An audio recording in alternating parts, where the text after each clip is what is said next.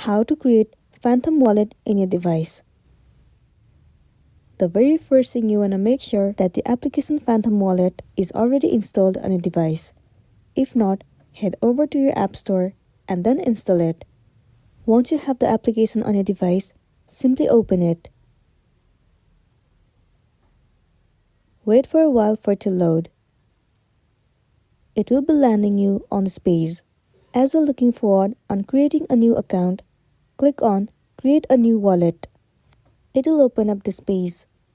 For your security of the wallet, you can enable the Face ID authentication. If not, tap on Next at the bottom. So this is your secret recovery phrase. If you ever forgot your login credential, then with the help of this recovery phrase, you will be able to recover your account. You have to copy these phrases and then save it somewhere safe. Once you have saved, tap on OK, I saved it somewhere. Now click on Yes. And there you go. Your Phantom Wallet has been created successfully. So that's all for today, and this is simply how you can create Phantom Wallet on mobile.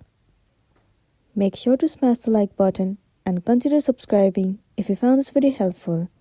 We'll see you in the next one.